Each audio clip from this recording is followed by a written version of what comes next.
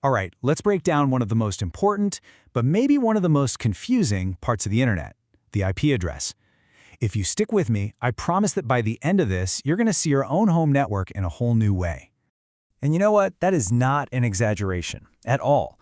This one single concept is the bedrock that lets everything you do online actually happen, from binge watching a show to just sending an email. So let's pull back the curtain and see how the magic trick is done. I know, it sounds like the beginning of a really terrible joke, right?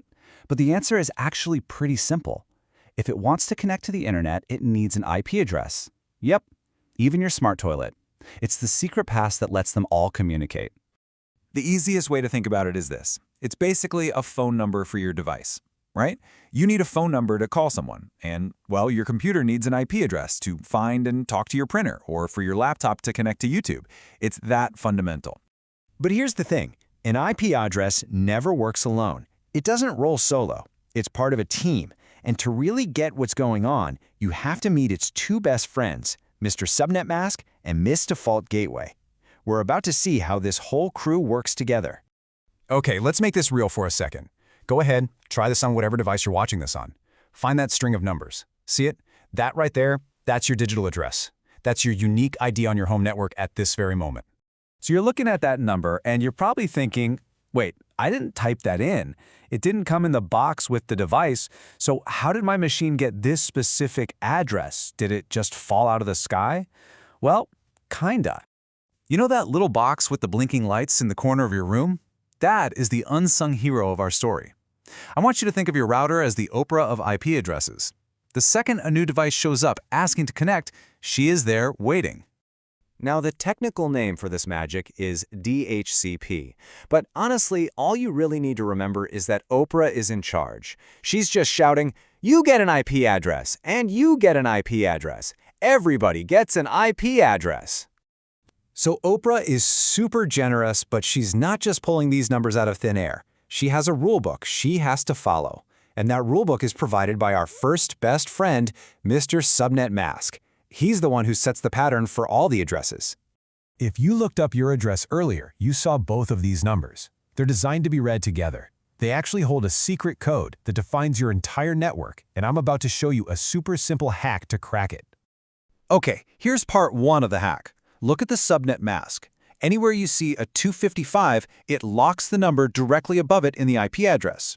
So in our example, the 192, the 168, and the 1, they're all locked in. They're going to be the exact same for every single device in your house.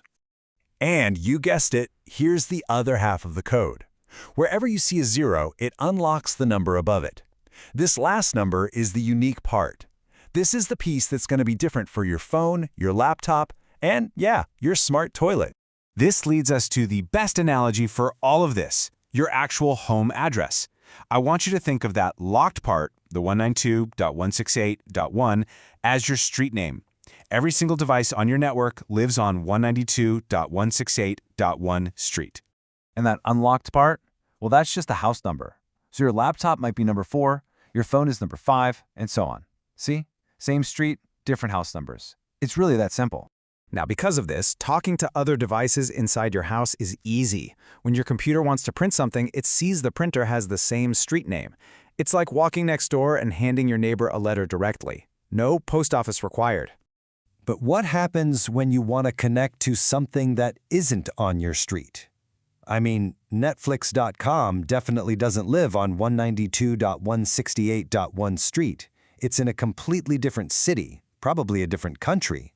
Your laptop can't just walk over there. So what does it do? It does exactly what you would do. It packages up the message and takes it to the local post office. And for your network, that post office is our second best friend, Miss Default Gateway. She handles all the mail that needs to leave the neighborhood. And here is the big reveal, the plot twist.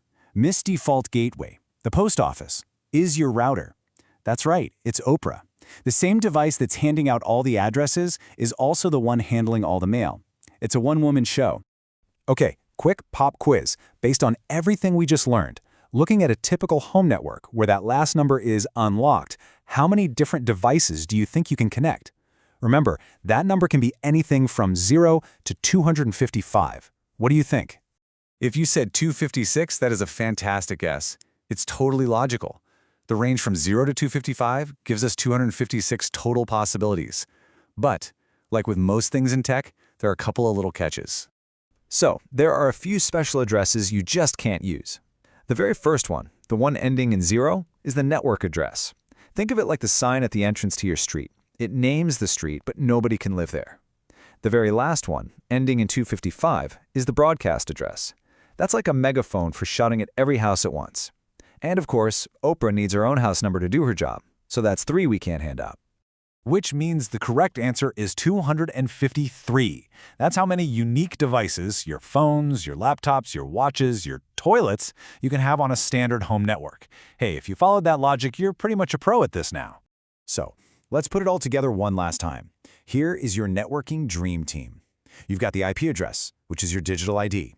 You've got the subnet mask. That's the street sign telling you what neighborhood you live in.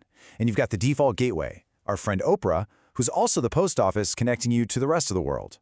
And really, when you boil it all down, this simple system of addresses is what makes our entire connected world possible.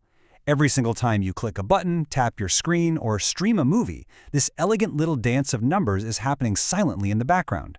So now you know the language of addresses. But what other secret languages are your devices speaking?